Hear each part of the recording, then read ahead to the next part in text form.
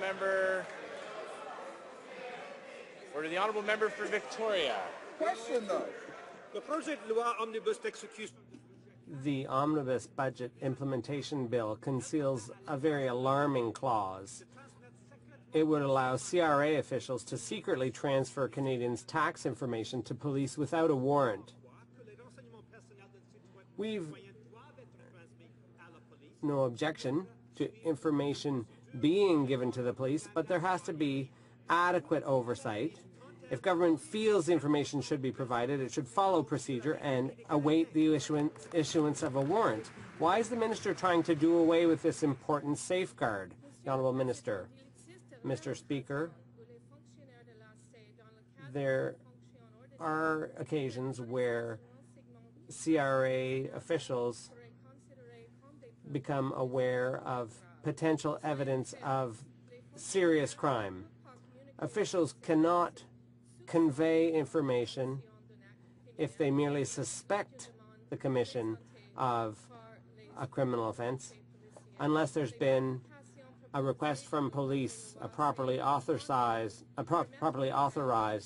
request. Under changes to the legislation, officials will be able to convey information.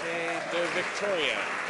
Mr. Speaker, given the way these Conservatives consistently mount personal attacks against anyone who disagrees with them, Canadians rightly want their personal information they provide to their government to be properly safeguarded.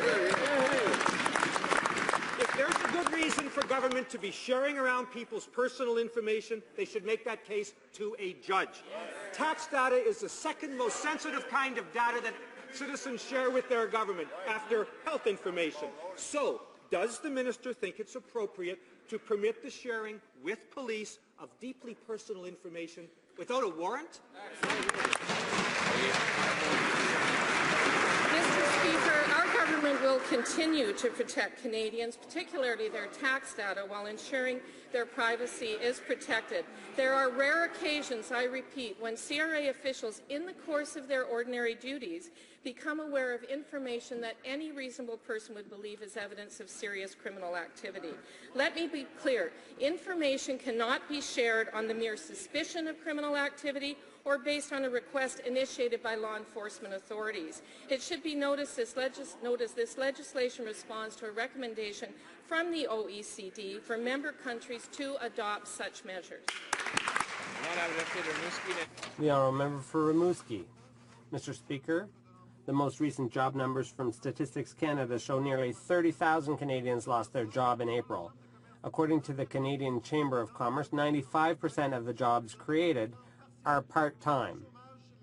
The youth unemployment rate is still twice the national average, and household debt keeps growing. When will the Finance Minister take steps to help the middle class and the economic recovery by reviving the hiring tax credit for SMEs?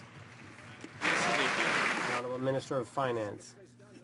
Mr. Speaker, our government is focused on